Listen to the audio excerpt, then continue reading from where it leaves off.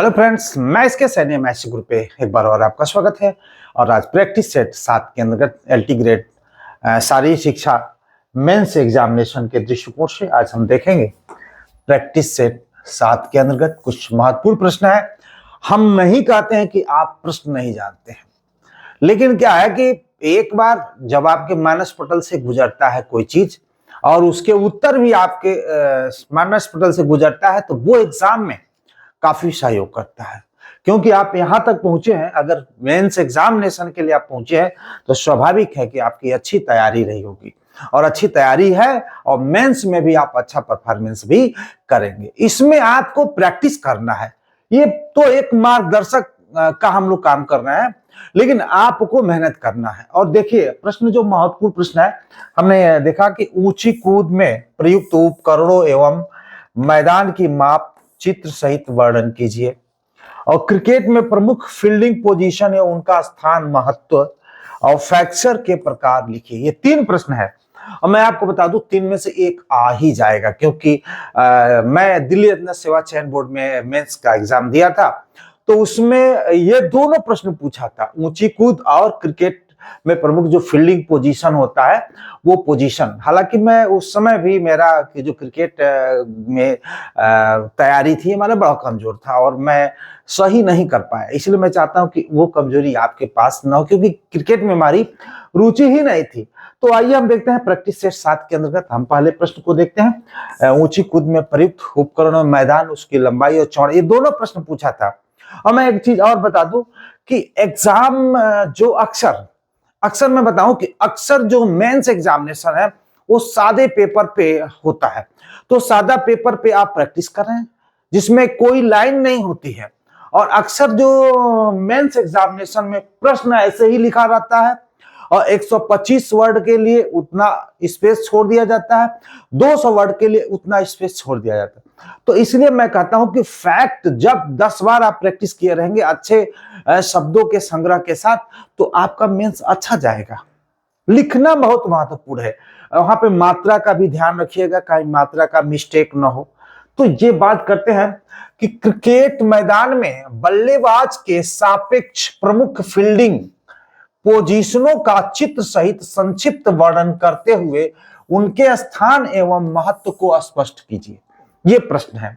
तो सब लोग क्रिकेट खेल रहे हैं, बच्चा बच्चा क्रिकेट खेल रहा है, तो मुझे पता है आप इसका उत्तर दे लेंगे, लेकिन एक बार आपके मानस पटल से गुजारना मैं उचित समझा।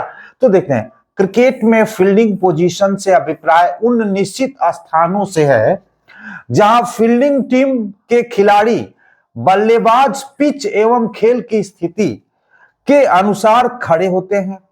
और फील्डिंग पोजीशन का उद्देश्य रन रोकना, कैच लेना तथा बल्लेबाज पर दबाव बनाना और उसको आउट करना होता है। इसी को हम कहते हैं फील्डिंग पोजीशन। अब इसमें देखते हैं कि क्रिकेट मैदान में जो मुख्यतः ऑफ साइड, लेग साइड में बांटा गया है, यानी क्रिकेट के मैदान को मुख्यतः ऑफ साइड और लेग साइड में 2 भागों में बांटा गया है।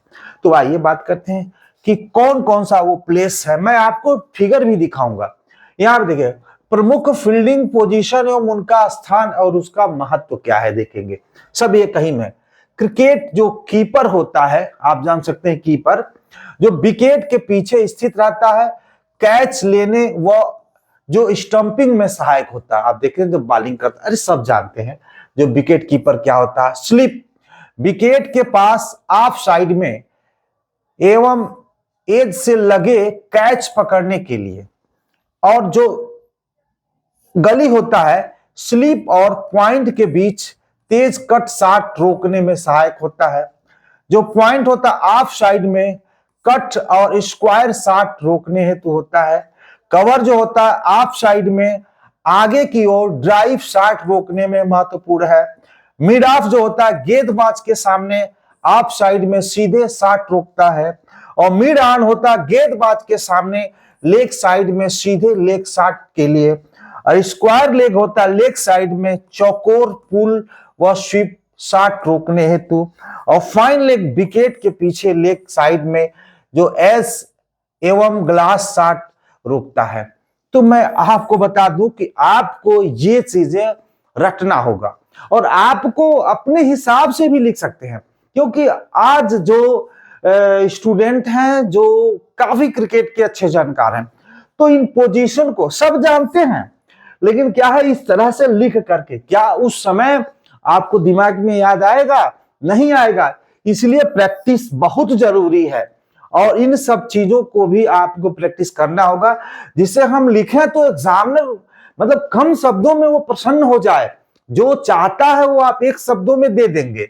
अब बात करते हैं, यहाँ पे हमने कुछ क्रिकेट फील्ड में जो पोजीशन है उसको एक डायग्राम, देखिए चित्र बनाना है तो आप ऐसे गोल बना करके, ऐसा नहीं है कि बहुत मेजरमेंट के साथ बनाना, मतलब लगे क्रिकेट पिच है, अच्छा से दिखे।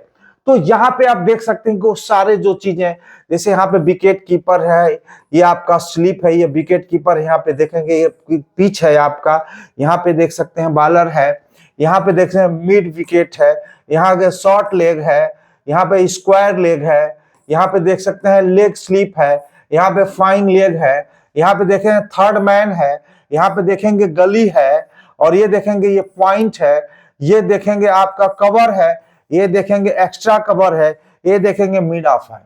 तो हमने आपको बताया कि इस तरह से आपको चित्र बना करके आपको लिखना है, और इस तरह आपके गूगल पे भी मिल जाएगा, आप चाहेंगे तो हमारा जो पीडीएफ है उसमें भी मिल जाएगा।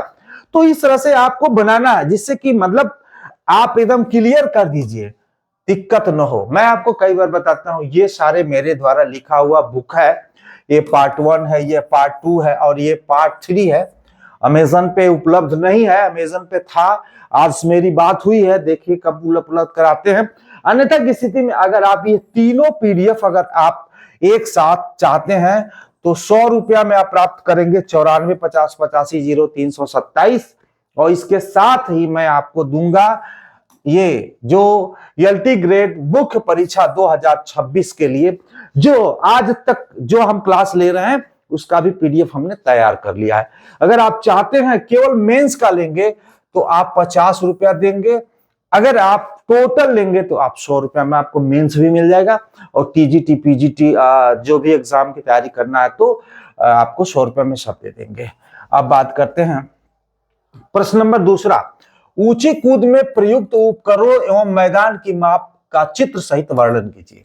ऊंची कूद, हाई जंप जिसको बोलते हैं, तो हाई जंप, ऊंची कूद में प्रयुक्त उपकरण एवं मैदान की माप। सबसे पहले ऊंची कूद एक एथलेटिक फील्ड इवेंट्स है जिसमें खिलाड़ी बिना उपकरण की सहायता से एक क्षैतिज बार को पार करता है। इसके लिए कुछ मानक उपकरण एवं मैदान की निश्चित माप निर्धारित की गई है। आपको मैं ऊंची कूद का एग्जाम दे दूंगा, तो आप ऊंची कूद में बस लंबाई चौड़ाई वगैरह वगैरह लिख करके आप कर देंगे, लेकिन उसकी एक भूमिका है। अगर आप लिखते हैं तो एग्जामिनर को लगेगा आपको कुछ जानकारी है, आपको लिखने आता है, पढ़ाने आएगा आपको।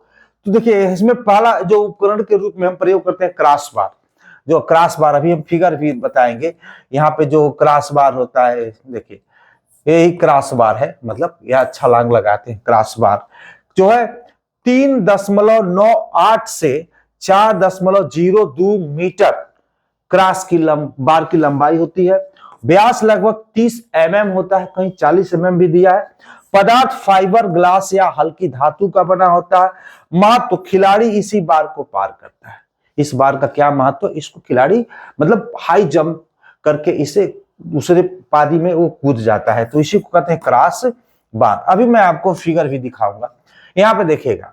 अब इसकी जो आप अभी इतना कलर तो नहीं बनाना है आपको, मैं नहीं कर रहा हूं कलर बनाइएगा, लेकिन आपको डायग्राम तो बनाना पड़ेगा। जैसे मान लीजिए ये जो आपका डायग्राम बनेगा, जो डायग्राम बनेगा, इसका कहने का मतलब है कि इसकी जो लंबाई है वो 3 मीटर है, और इसकी जो चौड़ाई है हम कह सकते हैं, यानी ये 5 गुणे 3 मीटर का होता है, लंबाई गुणे चौड़ाई। यानी और जहां पे आपका ये रनवे होता है, जो यहाँ पे देखिए, यहाँ पे दिखाया गया है, ये न्यूनतम 15 मीटर से 18 मीटर का भी हो सकता है, जो आपके श्याम नारायण सिंह जी ने दिया 15 से 18 मीटर। तो ये देखिए 15 से 18 मीटर रनवे होता है, और इसी में से वो रनवे कूद करके आ करके यहाँ पे वो छलांग लगा करके वो गद्दे पर वो कूद जाता है। तो ये आपको बनाना है 5x3 के हिसाब से, और ये बना देंगे आप मतलब 15 मीटर का एक त्रिज्या बना लेंगे ऐसे, इसी में से वो कूदता है। तो जाइए हम कुछ दिखाते हैं आपको। यहाँ देखिए, जो अपराइट स्टैंड जो होता है, दो खंभे जिन पर क्रॉस बार रखी जाती है उसे अपराइट स्टैंड हम कहते हैं। और खंभों की दूरी जो होती है 4 से 4.4 मीटर के बीच होती है। ऊंचाई समायोजन महत्व, आप अपने हिसाब से उसका समायोजन हाइट की करते जाएंगे। लैंडिंग एरिया देखिए, लंबाई जो होती है 5 मीटर की होती है, और चौड़ाई जो होती है वो 3 मीटर की होती है। 5x3 मीटर का आपका हाई जंप का फील्ड होता है, जो हमने आपको बताया। मोटा कम से कम 70 सेंटीमीटर और अधिक से अधिक 1 मीटर होता है, यानी कम से कम 70 मीटर मोटा जो गद्दा होता है जिसपे हम हाई जंप करके कूदते हैं। और महत्व जो सुरक्षित अवतरण के लिए टेक ऑफ एरिया अर्धवृत्त क्षेत्र न्यूनतम त्रिज्या 15 मीटर और महत्व दौड़ करके कूद लगाने हेतु होता है। तो हम नहीं कह रहे कि आपको जानकारी नहीं, आपको जानकारी है, लेकिन मैटर ऐसा ना हो कि 4 लाइन में आपका मैटर खत्म हो जाए। वो कैसे लिखेंगे जिससे मतलब आपको अट्रैक्टिव लगे और सब कुछ उसमें दिखने लगे। तो हमने देखिए ये पॉइंट डाल करके अपराइट स्टैंड की बात कर ली, लैंडिंग एरिया की बात कर ली, मैंने उधर क्रॉस बार की बात कर ली, यहाँ पे टेक ऑफ एरिया की, जहां से हम मतलब टेक ऑफ लेते हैं कूदने के लिए, उसकी हमने बात कर ली। तो ये सारी चीजें अगर आप एक तरह से आप देंगे तो आपके लिए अच्छा रहेगा। हमने कहा कि ये देखिए, ये जो होता है ये 3 मीटर का होता है, और ये जो होता है जो चौड़ाई होता है वो 5 मीटर का होता है। हमने बताया 5x3 मीटर का ये लैंडिंग एरिया होती है। और यहाँ पे देखिए ये पोल, तो मैं कह रहा हूँ पोल तो आप समायोजन इसकी जो वे क्रॉस बार की ऊंचाई अपने हिसाब से आप कर सकते हैं। यहाँ पे देखिएगा, ये देखिए ये जो होता है यहाँ पे ये गोल होता है, ये गोल होता है, यहाँ पे चौकोर होता है, यहाँ पे चौकोर होता है। यहाँ पे देखेंगे कि 30 mm से 35 mm बिट्स होता है, और 15 mm से 20 mm इसका लंबाई होता है। ये जो जैसे आप देखेंगे ऐसे बना होता है, और यहां से इसके बाद ये गोल होता है, ये गोल होता है। ये आप अध्ययन कर लीजिएगा, आपके पास बुक होगा। तो यही कहा है कि जो ये 30 से 35 mm इसकी विड्थ चौड़ाई होती है, और 15 से 20 mm ये लंबा होता है, ये लंबा होता है, ये लंबा होता है। तो ये चीजें है, और यहां से यहां तक इसकी 4 मीटर की दूरी होती है। देखिए जो लेंथ होती है 4 मीटर होती है, वेट 2 kg होता है, और डायमीटर 30 mm होता है। हमने वहां 30 mm की भी बात किया था। जो डायमीटर उसका जो क्रॉस बार का डायमीटर हो जाता है वो 30 mm का, ये जो होता है इसकी मोटाई 30 mm होता है। और गड्ढे की ऊंचाई जो होती है हम कह सकते हैं 70 cm से 1 मीटर के बीच में होता है। और रनवे देखिए, हमें पता है रनवे जो होता है, ये रनवे यहां से लेकर के 16 मीटर, 15 से 16 मीटर, न्यूनतम 15 से 18 मीटर होता है। ये होता है, इसी में से वो लैंडिंग करता है, इसको छलांग लगा के कूदता है। इसी को हम कहते हैं कि हाई जंप का जो लैंड पीठ है और उसकी जो लंबाई गुड़ी चौड़ाई है, आप ऐसे ही बना देंगे। आप गद्दा तो नहीं बना सकते हैं, लेकिन वो सारा जिक्र आप करेंगे।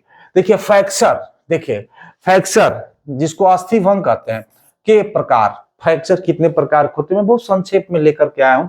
और फ्रैक्चर जिसको अस्थिभंग के प्रकार, साधारण फ्रैक्चर जिसको सिंपल या क्लोज फ्रैक्चर के भी नाम से, इस प्रकार के फ्रैक्चर में हड्डी के टूटने पर किसी भी प्रकार का घाव नहीं होता, चमड़ी या मांसपेशी कहीं से कटती और फटती नहीं, इसको सिंपल फ्रैक्चर कहते हैं। अंदर फ्रैक्चर तो हो जाता है, लेकिन कहीं चमड़ी के ऊपर दिखता नहीं है, कहीं घाव आपको नहीं दिखता है, उसी को हम कहते हैं साधारण या सिंपल फ्रैक्चर या क्लोज फ्रैक्चर। दूसरा है जटिल फ्रैक्चर, जिसको हम कंपाउंड ओपन फ्रैक्चर के भी नाम से जानते हैं। इसमें हड्डी टूटने के साथ त्वचा भी फट जाती है, जटिल कंपाउंड, और हड्डी बाहर दिखाई दे सकती है, हड्डी टूट करके बाहर निकल जाती है। इसी को हम कहते हैं जटिल फ्रैक्चर या कंपाउंड या ओपन फ्रैक्चर। ओपन मतलब दिखना, बाहर दिखता हुआ, टूटा हुआ हड्डी वो बाहर दिखने लगता है। जटिल अस्थिभंग जिसको हम कह सकते हैं कॉम्प्लिकेटेड फ्रैक्चर। कॉम्प्लिकेटेड फ्रैक्चर, और इस प्रकार के फ्रैक्चर में हड्डी टूटकर शरीर के मुलायम और जैविक अंगों में घुस जाती है। इसी को हम जटिल अस्थिभंग या कॉम्प्लिकेटेड फ्रैक्चर कहते हैं। मुलायम व जैविक अंगों जैसे फेफड़े, हृदय, गुर्दे, आंत, यकृत आदि में वो टूट करके धंस जाता है। इसी को हम बोलते हैं complicated fracture, complicated fracture. Next चलते हैं हम अपूर्ण फ्रैक्चर। हड्डी पूरी तरह से नहीं टूटती, केवल दरार पड़ता है, जैसे ग्रीन स्टिक फ्रैक्चर। इसी को हम अपूर्ण या हम कह सकते हैं इनकम्प्लीट फ्रैक्चर बोलते हैं। इनकम्प्लीट मतलब पूरी तरह से टूटा हुआ नहीं है। और पांचवा है ग्रीन स्टिक फ्रैक्चर। बच्चों में पाया जाता है, जिसमें हड्डी एक ओर से दूसरी ओर और दूसरी ओर मुड़ जाती है, माने एक ओर से दूसरी ओर हड्डी मुड़ जाती है। इसी को कहते हैं हम ग्रीन स्टिक फ्रैक्चर। और देखिए जो है कम्युटेड फ्रैक्चर। कम्युटेड फ्रैक्चर क्या होता है? हड्डी कई छोटे छोटे टुकड़ों में टूट जाती है, यानी हड्डी जो है एक ही हड्डी कई छोटे छोटे टुकड़ों में टूट जाती है, और जिससे मुलायम उसमें संक्रमण का खतरा होता है। जो मुलायम भाग होता है वहां पे उसमें संक्रमण का खतरा होता है। जैसे मान लीजिए आपको हार्ट में घुस गया, मान लीजिए आपके फेफड़े में घुस गया, आपके लीवर में घुस गया, छोटा छोटा जो टुकड़ा होता है और उनमें इंफेक्शन कर देता है, तो संक्रमण का खतरा होता है। इसको बोलते हैं कम्युटेटेड फ्रैक्चर। नेक्स्ट चलते हैं इंपैक्ट फ्रैक्चर। टूटी हुई हड्डी का एक सिरा दूसरे सिरा में धंस जाता है। टूटी हुई हड्डी का एक सिरा दूसरे सिरा में घुस जाता है, उसी को कहते हैं इंपैक्ट फ्रैक्चर। जो है पैथोलॉजिक फ्रैक्चर क्या होता है? किसी रोग जैसे ऑस्टियोपोरोसिस के कारण कमजोर हड्डी का टूटना, मतलब इस रोग के कारण अगर किसी व्यक्ति या बच्चे का हड्डी टूट जाता है, इसी को कहते हैं पैथोलॉजिकल फ्रैक्चर।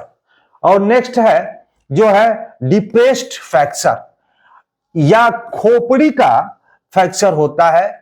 यह खोपड़ी का फ्रैक्चर होता है, और इसके अंतर्गत खोपड़ी का हड्डी टूटकर अंदर धंस जाता है, अंदर धंस जाता है या घुस जाती है। इनमें खोपड़ी के कपाल या क्रेनियल भाग का हड्डी टूटकर अंदर घुस जाता है, यानी जो खोपड़ी का जो कपाल होता है या क्रेनियल भाग होता है उसे टूट करके उसमें घुस जाता है। इसी को हम बोलते हैं डिप्रेस्ड फ्रैक्चर। तो इस तरह से हम देखते हैं कि फ्रैक्चर के 9 प्रकार हमने बताया। ऐसा नहीं कि फैक्ट 9 ही प्रकार के, बहुत सारे फ्रैक्चर हैं, यानी आप 9 को अच्छे से लिख लेते हैं, रट लेते हैं, प्रैक्टिस कर लेते हैं, तो आप अच्छे नंबर प्राप्त कर सकते हैं। तो आज के लिए इतना ही, धन्यवाद।